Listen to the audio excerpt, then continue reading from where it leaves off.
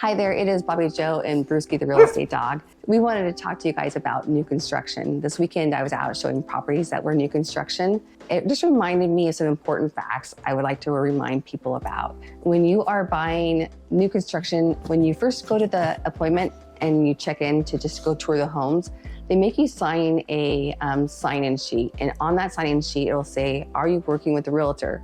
And you'll want to say yes. And more importantly, you'll want to have a real estate agent in mind, because if that does not match the person when you go to put a contract in, they will not let you have a representation of a real estate agent during the process. And so it's just crucial that you put yes, and perhaps you put your realtor down and or someone you know who is a realtor, just so you can have representation. And if you don't have misrepresentation by a real estate agent, it doesn't mean you're saving money. The builder is just making more money because he's not going to be paying for the realtor fees. And then you will not have anyone representing your needs through the process. There are agents who are full of great information on site, but their job is to represent the seller, who is the builder. And so when you get into sticky situations, you don't have anyone there representing you. Some examples of sticky situations would be when it's time for a home inspection. People may say, we don't need a home inspection, it's new construction. The new construction comes with a home warranty. Very, very true. But the bad side of that, or the other side of that, when you're the buyer, before you close, you have the most power, meaning that if anything needs to be repaired or taken care of before closing, they have the most energy or the most mindset to get those things taken care of, because they want you to close on the home. And in new construction, a lot of times you'll find minor little things, but over time, they can turn into big things. So if I'm representing you, I would advise you to have a home inspection done before we close, and then also have that same inspector come back out 1 year, or actually about 8 months later, just to make sure there's nothing else that has come up, because you have a 1 year warranty typically with new construction, and you can give them that whole home warranty or that whole inspection and just tell them, hey, we found these things, we want you to fix them. And then after that, any of those repairs would be on you. That's why I advise you to do it a few months before the 1 year, because you have time to make a claim with them and make sure that you're on the books to have them come and make those repairs and fixes. What are some common things that you'll find during a home inspection on new construction? Sometimes it might just be a simple leak underneath a sink.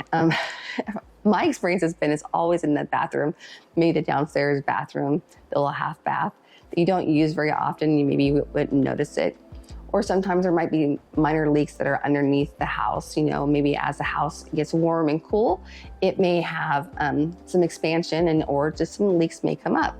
Also, in new construction, it's common for them to leave some debris in the crawl space, which those can attract wood-eating organisms or wood-eating things that would bring some pest into the home, like termites, for instance. So we want to make sure they remove all those things.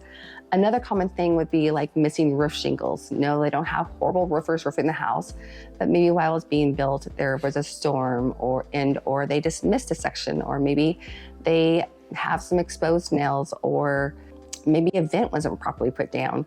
And those are just things that could let water in. So it's important to catch them up front. So yes, an inspection would cost you about $600, but it's been my experience that it's a good tool to have, and it's a good thing to do. The next thing is your final walkthrough. On a final walkthrough, new construction typically does not want your real estate agent there. It can be a distraction, they say, but also I think they don't like people like myself who will give up lots of blue tape. Again, before closing, we have the most power. So we're gonna go around and just find any nick and ding, because we want your new construction home to be perfect. And so they'll send in people after the final walkthrough to fix all these minor impurities. But again, it's just a time for you to go through and just make sure the house is just right. And in the event that the builder will not let me be there, I usually will make an appointment with you a couple days before your final walkthrough, so we can go through and put all the blue tape up and just make sure that we see all the things. I have had builders go through and take my blue tape down before the final walkthrough. So now I'm advising my clients just to take pictures and or a video of the areas, just to help remind them of the spots that we were wanting to point out. Sometimes it's minor. It can be a minor little over drywall, or it can be missed paint in a corner behind a door. I mean, there's simple little things typically, But again, you're buying a brand new construction home, and it's your one chance to go through and make sure it's perfect. If you have any questions about new construction and or want to know about some building opportunities in our area, please reach out to me. We'd be more than glad to help you.